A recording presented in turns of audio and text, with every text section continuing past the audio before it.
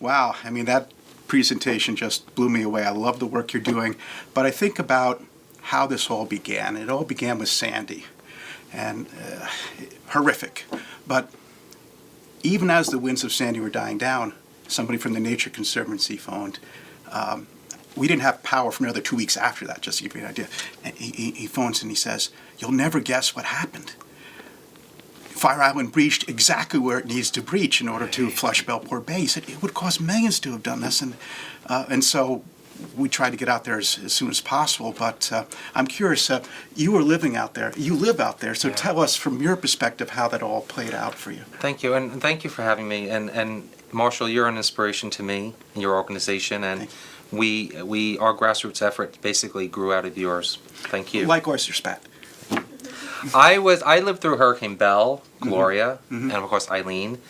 But there was something, we knew Sandy was going to be different, but there was something that felt different during that storm. I live in Bellport Village, and it's very common for us to, what we call, hoop the dock. Every time we come back into town from a trip or a day trip, we go down to the dock, we check out the bay, we check out the National Seashore or the Barrier Beach, and then we could go home. And Sandy was moving offshore. The skies were clearing, and I finally got the opportunity to go down to Bellport Dock, which was wrecked. It was destroyed. But there was something else that was happening that moment. You could hear the ocean across Bellport Bay, unlike you could ever hear before. You still couldn't see the barrier island, but you could hear something very different. It was quite scary. And soon, the atmosphere started to clear, and you were able to make out the barrier island from Bellport Dock. And what was different this time, we've seen washovers. We've seen the ocean come over the dune line. But what was different this time, the entire dune line was being breached. You could see a white ribbon of ocean coming over the tops of the dunes in many areas.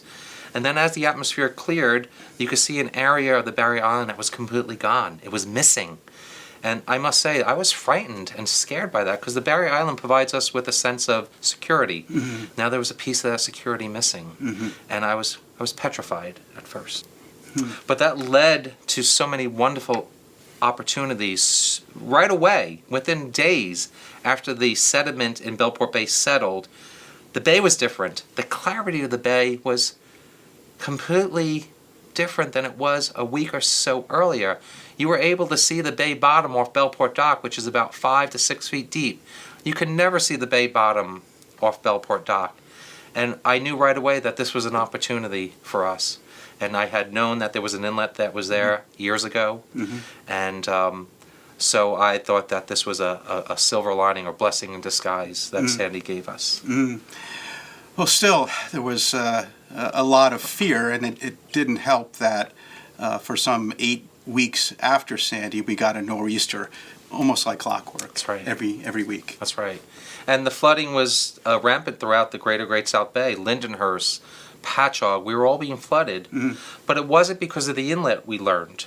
Although the inlet became a scapegoat for everyone's flooding problem. It was proven out by Charles Flagg that most of the flooding that we experienced on the weeks after Sandy and months after Sandy were regional events, not events isolated to the Great South Bay, and definitely not because of the existence of a new inlet. It was up and down the East Coast. That's right. There was a lot of fear, and it wasn't helped by politicians calling for the breach's closure. Right. What a miracle! What a miracle it was that we had 3 breaches that night, as you mentioned. 2 were filled in immediately because it didn't happen on National Park Service's land. The very fact that it happened in the wilderness area meant that the breach is here today. That's right. That's right.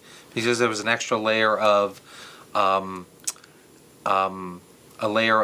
bureaucracy that was in place that actually helped us in this cause.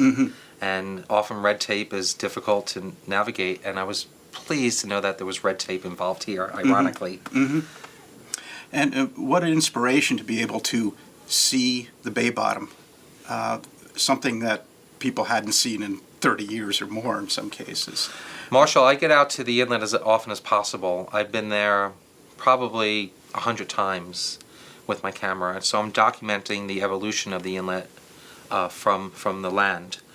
And I've come across seals. Colonies of seals have taken up residence inside the bay at times. Leatherback turtles.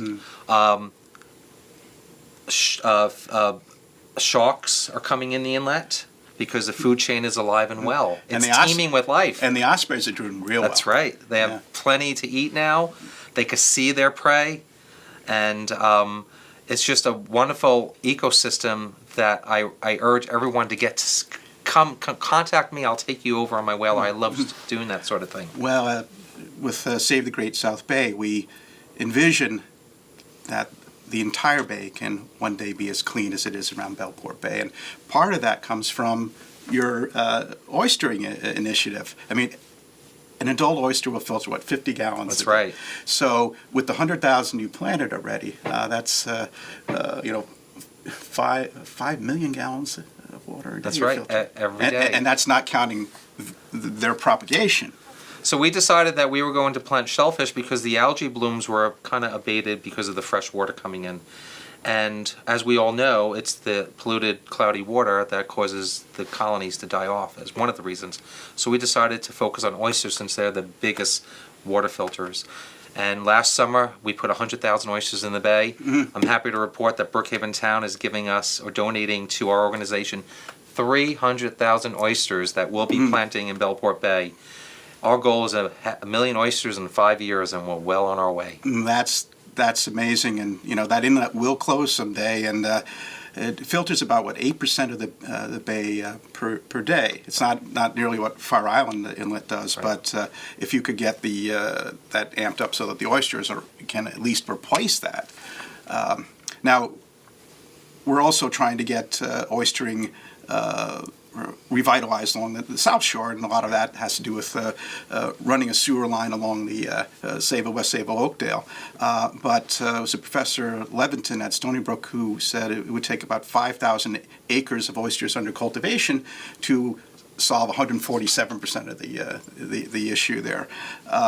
And that also bring back a $500 million shellfish industry. Do you see some commercial activity with your cultivation too? Well, our colony that we're creating and the oysters we plant in Bellport Bay, the town and the state are working with us to make those areas off limits to shellfishing. Okay. We want these. So no poaching people.